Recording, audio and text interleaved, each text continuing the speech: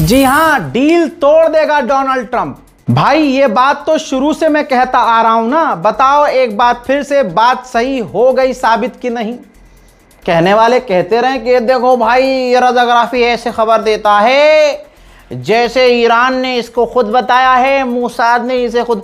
तो तू पता कर ले भाई, तेरे अगर सोर्स हैं तो तू पता कर ले। आपके अगर पिछवाड़े में गू है, अब किसी का चैनल चल नहीं रहा है तो रज़ाग्राफी ऐसी खबर देता है जैसे कि मोसाद इसे खुद बता रहा है। हाँ, मेरा गुलाम है मोसाद, मेरा पेशाब है मोसाद, इसलिए वो मुझे आके बता देता है। अबे तुमसे अपना चैनल चल नहीं रहा तो कुछ भी बोले जा रहे हो। साबित करो ना कि जो आज तक बताया है कोई खबर गलत साबित हुई है।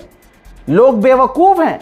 ये 4 से 5 मिलियन ऑडियंस जो लगातार रिपोर्ट्स देख रही है मेरी तमाम सोशल मीडिया पे, बेवकूफ़ हैं वो हैं। लीजिए दोस्तों, बिना इधर उधर की बात की, हालांकि थोड़ा सा मैं इधर उधर हो गया था, जज्बाती हो जाता हूं मैंने कितने दिनों से बार बार आपको यह बात समझाई, यहां तक कि ईरान जब डील करने जा रहा था तब भी आप गवाह हैं इस बात के। खुदा की कसम आपको बताइए, मैंने कहा था कि नहीं कहा था कि ट्रंप पर भरोसा ईरान को नहीं करना चाहिए, बल्कि मैं तो कह रहा था ईरान को डील ही नहीं करनी चाहिए। काहे की डील भाई, जंग लड़ोगे। जो ईरान की आवाम कह रही थी कि भाई डील नहीं चाहिए, लड़ना चाहिए हमें। लीजिए रिपोर्ट आ गई है कि डोनाल्ड ट्रंप ने मजबूरी में डील की है। वो मजबूरियां सामने आई है। पहली वही जो चीज़ें मैंने आपको बताई थी कि 4 हफ्ते का पूरी दुनिया में तेल बचा था, अमेरिका के ऊपर दबाव बन रहा था, तमाम देश अमेरिका से नाराज हो रहे थे, अमेरिका की इमेज खराब हो रही थी और खासकर अमेरिका के अंदर महंगाई बढ़ रही थी। इतनी ज़्यादा बढ़ रही थी कि एक्सपर्ट ने ट्रंप को बताया कि मिड टर्म जो इलेक्शन होने वाला है आगे, उसमें आप हार सकते हैं, अमेरिका की आवाम आपको वोट नहीं देगी। ट्रंप ने इसी वजह से तुरंत अपनी सीट बचाने के लिए डील कर ली। अब ये रही रिपोर्ट। इस डील में साफ साफ लिखा गया है कि वो भी द टेलीग्राफ की है, कोई छोटे मोटे अखबार की नहीं है। इसमें साफ साफ बता दिया गया है, एक्सपर्ट्स कह रहे हैं कि डील, ये जो अभी पीस डील कर रहा है डोनाल्ड ट्रंप, जो कर ली है उसने ईरान के साथ, चुनाव जीतने के बाद इस डील को पहले की तरह फिर से डोनाल्ड ट्रंप तोड़ देंगे। डील तोड़ने के बाद वो ईरान से अपनी शर्त रखेंगे कि इन शर्तों पर डील करो। तो जाहिर सी बात है जंग का माहौल बन जाएगा और दोबारा से अमेरिका की जंग शुरू होगी।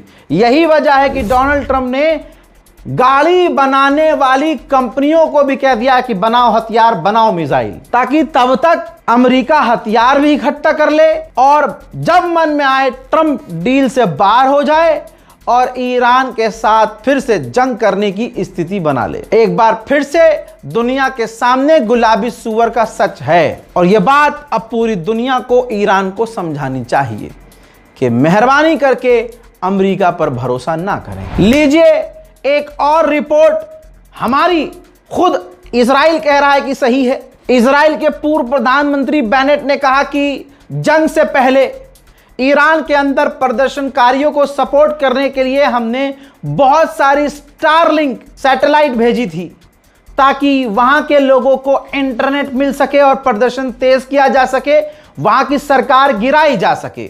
और जब मैं कह रहा था तो ईरान में बैठे मुल्ला हमारी बात को झुटला रहे थे। अब बताओ क्या कहोगे।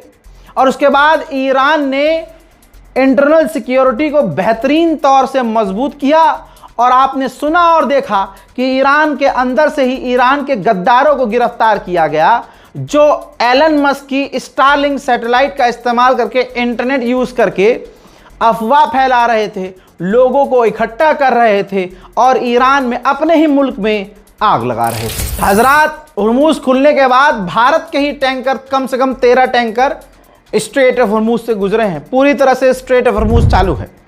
लेकिन ये मैं दिखाना चाहता हूं, इसके अंदर जो आपको टैंकर भारी मात्रा में हरे हरे डॉट की तरह नजर आ रहे हैं, ये ईरान के टैंकर हैं।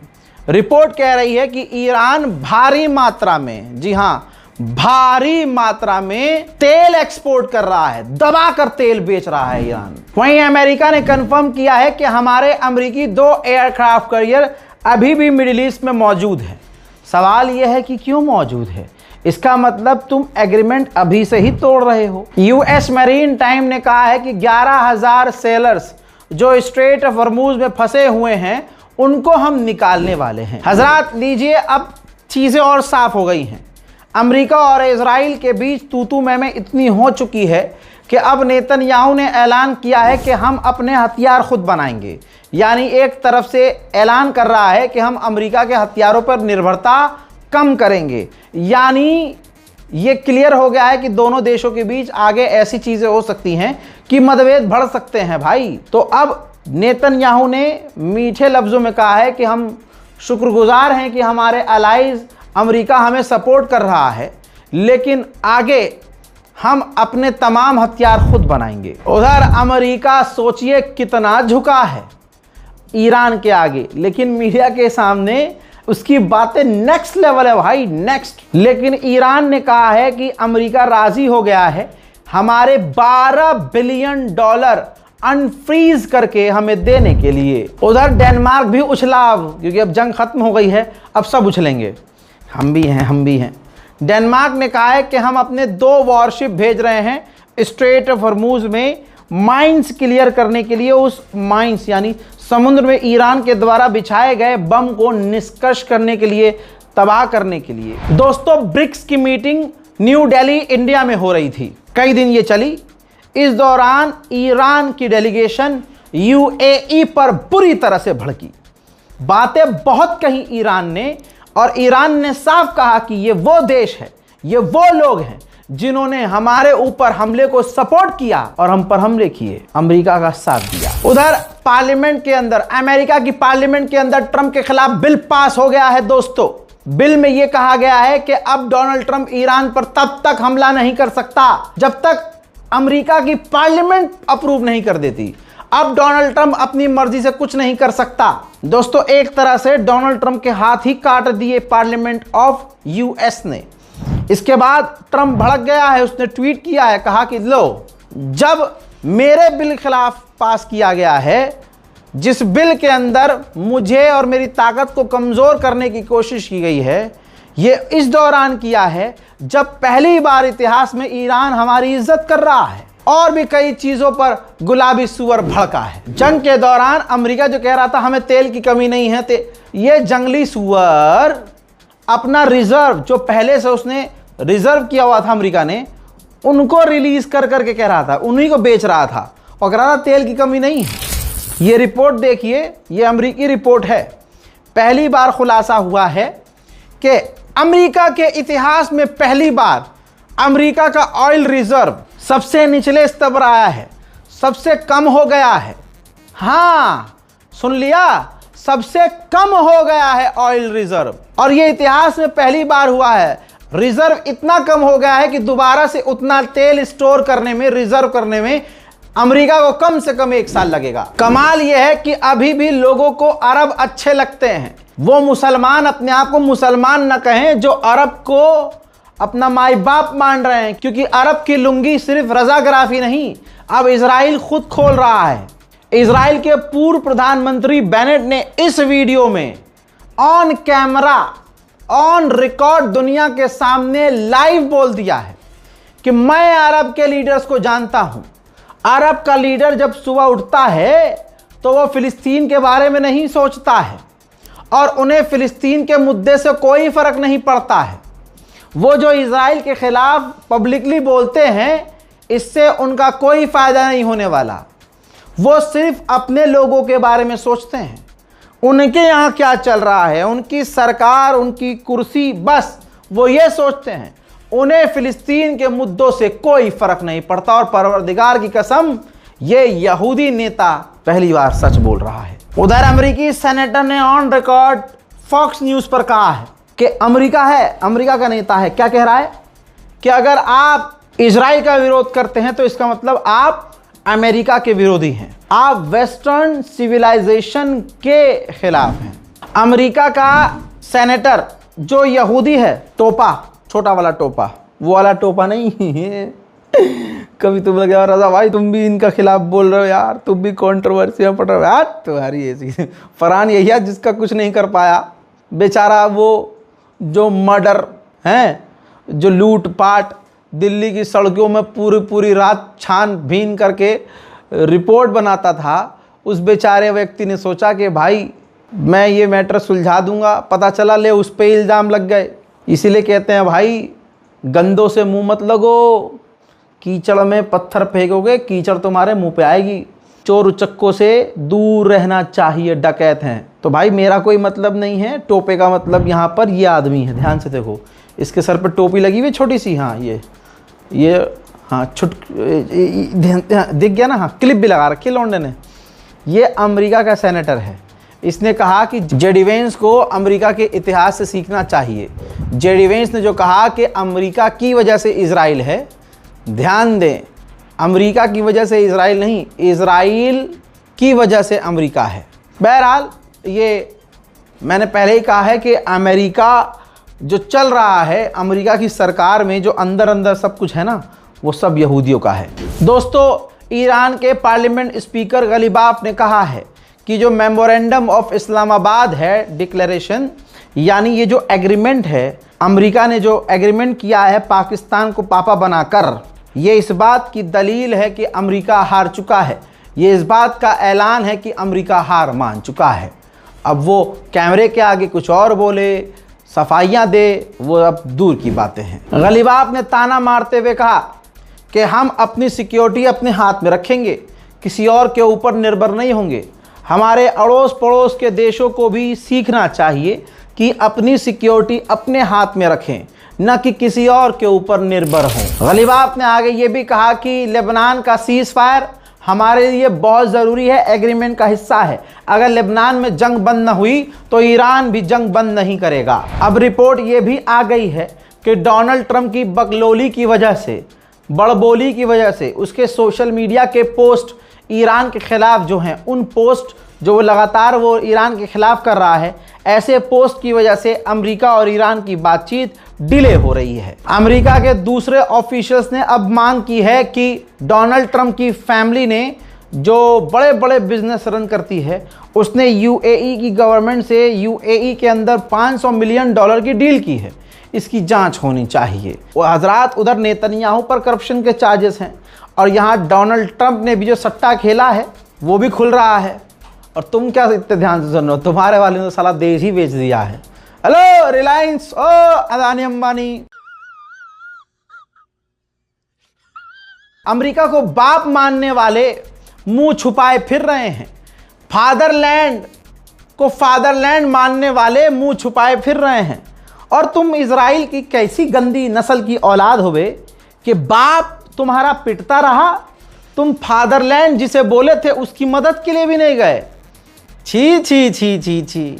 तुम्हारे दादरलैंड का दा और लैंड अलग कर दिया ईरान ने।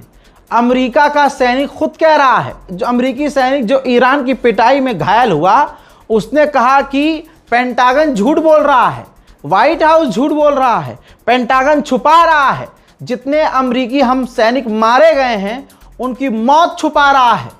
व्हाइट हाउस उन लोगों को कह रहा है कि बहुत कम घायल हैं, कम चोटें लगी हैं, जिनको बहुत ज़्यादा चोटें लगी हैं और जो जिंदगी और मौत की लड़ाई लड़ रहे हैं। लीजिए, नेतन्याहू ने डोनाल्ड ट्रंप की पोल खोल दी है। नेतन्याहू ने कहा कि मैंने अमेरिका को सिर्फ इन्फॉर्म किया था, मैंने अमेरिका से परमिशन ली थी कि हम ईरान पर हमला करने जा रहे हैं। जब हमने हमला किया तो बाद में अमेरिका खुद ज्वाइन हो गया। मैंने अपनी पूरी जिंदगी गुजार दी कि ईरान को न्यूक्लियर हासिल न हो। उधर ईरान ने अजरबैजान से भी पीछे से मुलाकात कर ली है। लीजिए तस्वीर देख लीजिए।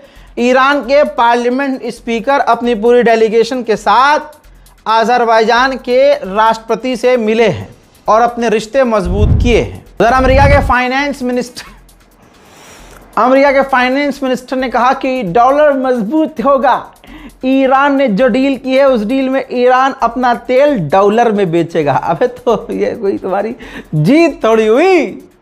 अबे कमाएगा तो ईरान ही, गोप गोप। हजरात, ये जंगली कुत्ता IAEA का चीफ जो अमेरिका और इजराइल का जासूस है, इसने स्टेटमेंट दिया है कि IAEA ईरान के न्यूक्लियर ठिकानों की जांच करेगा ईरान और अमेरिका के साथ मिलकर। उधर ईरान ने आधिकारिक तौर पर थूक दिया इनके मुंह पर। ये देखो, कहा कि क्लेम किया जा रहा है कि IAEA कंफर्म कर रहा है कि न्यूक्लियर इंस्पेक्शन करेगा ईरान में। ये झूठी खबर है, बल्कि सच ये है कि आज वक्त ये है कि ग्रोसी यानी जो आईए का चीफ है, किसी भी तरह से इजराइल को हमारे ईरान के न्यूक्लियर मटेरियल की जानकारी नहीं दे सकता।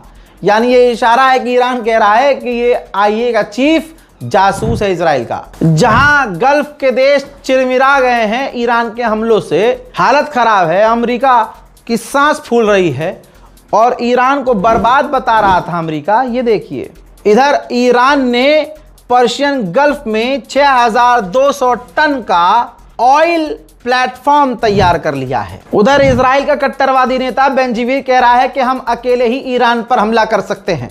बस इसी बात को ईरान को पकड़ लेना चाहिए और ईरान को पहले ही हमला इजराइल पर करना चाहिए। ईरान को अमेरिका से कह देना चाहिए पीछे रहो, आप बीच में मत पड़ना, वरना बत्ती बना के ये एग्रीमेंट तुम्हारे अंदर घुसा देंगे। और उसके बाद इजराइल को पेलते रहना चाहिए तब तक जब तक इजराइल खुले मन से ये ना कहे कि आओ मेरी मदद करो, इस हमले को रुकवाओ और ईरान को रोको। लीजिए दोस्तों, ईरान के विदेश मंत्री ने हमास के टॉप लीडर से बात कर ली है और कहा है कि हम फिलिस्तीन का मुद्दा उठाएंगे हर प्लेटफॉर्म पर। लगे थे ना कुछ लोग लगे थे सो कॉल्ड पत्रकार, ईरान ने हमास का मुद्दा नहीं उठाया, गाजा का मुद्दा बे अपने बाप से करवा लो कुछ, या अपने नाजायज बाप ईरान से ही सब कुछ करवाओगे।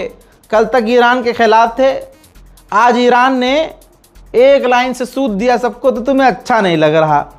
बस ईरान की जगह सऊदी अरब ये काम कर देता तो नाच रहे होते एक टांग पर। बहरहाल दिल छोटा करने की जरूरत नहीं है। सऊदी अरब तुम्हारे जो वालिद मोहतरम है, नाजायज वालिद मोहतरम, उन्होंने यानी सऊदी अरब के विदेश मंत्री ने ईरान के विदेश मंत्री से फोन पर बात की है। लहजा नरम है, सऊदी के कंधे झुके हुए हैं, सभी ईरान को अपना भाई बनाना चाह रहे हैं। उधर अमेरिका ने कहा कि ईरान के जो फंड्स हैं हम कतर के जरिए रिलीज करेंगे। 4 दिन पहले तक यही गुलाबी सुअर क्या कह रहा था, ट्वीट याद है ना, $1 भी हम ईरान को नहीं देगा, अजी मुंह तो नहीं देगा, तू देगा तेरा बाप भी देगा। खुद ही ऐलान कर रहा है कि कतर के जरिए ईरान को हम फंडिंग करेंगे। गुलाबी सुअर ने कहा कि ईरान बहुत बढ़िया कर रहा है, ईरान मेरी सारी बात मान रहा है, जो मैं कह रहा हूं वो मान रहा है। अगर ईरान ने हमारी बात नहीं मानी, हमारे साथ अच्छा बर्ताव नहीं किया, तो हम पुरानी तारीख में लौटेंगे और ईरान के साथ वही करेंगे जो हमें करना चाहिए था। करना तो कर, करता क्यों नहीं है? इंतजार कर रहे हैं हम, एक बार और कर। इस बार तो पूरा चले थे जो गिराने ईरान की रिजीम को, उनकी रिजीम का बाम बक नहीं सकता, अय्याम चल रहे हैं भाई। ये देखो रिपोर्ट, एक और टॉप जनरल पेंटागन का रिजाइन दे चुका है। क्यों? आपको पता है, डोनाल्ड ट्रंप से पेंटागन के टॉप ऑफिशियल की जो बातें हैं मैच नहीं कर रही हैं, समझ रहे हैं? हाँ, पूरी तरह से खोखला हो चुका है पेंटागन। और उधर मोसाद तो चीथड़े में पड़ा हुआ है। मोसाद का कभी चीफ चेंज कर दिया, कभी कमांडर चेंज कर दिया, कहने वो कह रहे हैं कि ईरान की रिजीम चेंज करेंगे। तो करो, ट्राई करते रहो। अमेरिका ने कंफर्म किया है 29 और 30 जून को दोबारा ईरान से बातचीत होगी। उधर ओमान भी अब ईरान के साथ हो लिया है।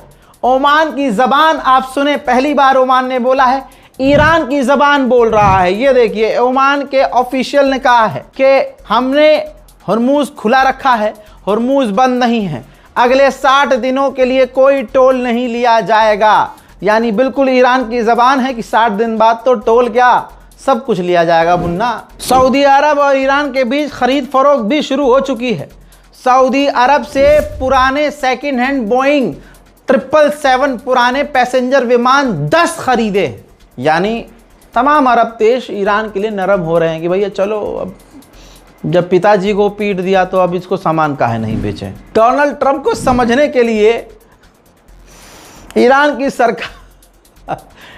की सरकार ने साइकेट्रिस्ट हायर किए थे कि ये पागल कुत्ता, पागल सुअर किस कंडीशन में क्या सोचेगा, हमें बताया जाए। और उसका असर नजर आ रहा है, किस तरह से पागल कुत्ते को लाइन पर ईरान लेके आया है। अमेरिका के विदेश मंत्री ने कहा है अपने बिना एक्सप्रेशन वाले डरे हुए चेहरे से कि अगर ईरान ने वादे पूरे नहीं किए तो ईरान को लाइन पर लाने के लिए गुलाबी मतलब डोनाल्ड ट्रंप के पास बहुत सारे ऑप्शन हैं। सबसे बड़ा ऑप्शन तो जंग होता है, जंग के बाद तो शायद कोई ऑप्शन होता है नहीं होता ना। तो जंग तो तुम्हारा बाप लड़के देख लिया, गुलाबी सुअर, उसकी आंखें पहले ऐसे रहती थी, अब चुंदे की पूरी आंखें बंद हो गई हैं। एक बार और कोशिश करके देख लो, पूरी तरह से बंद हो जाएंगी। जैसा मैंने आपको परसों बताया था, लीजिए अमेरिका का विदेश मंत्री पहले यूएई गया, यूएई के पूरे सरकार उनकी डेलीगेशन मिलती है और जहाँ बादशाह हैं यूएई के उनसे मिलता है। और उसके बाद अगली तस्वीर देखिए, वो पहुँचा सीधा कुवैत के जो बादशाह हैं उनसे मुलाकात की है। अब जाहिर सी बात है अमेरिका समझाएगा ना कि भैया आपने हम पर भरोसा किया लेकिन हमें ही पेल दिया ईरान ने, तो हम क्या करें, बाकी हम आपको हथियार देंगे, हम आपको सपोर्ट देंगे, बिजनेस देंगे। हजरात मोहतरम, अभी और भी अपडेट्स बाकी हैं। इससे पहले मैं आपको 2 अपडेट दे चुका हूं, जाकर ज़रूर देखिएगा। फिलहाल की इस रिपोर्ट में इतना ही। जय हिंद।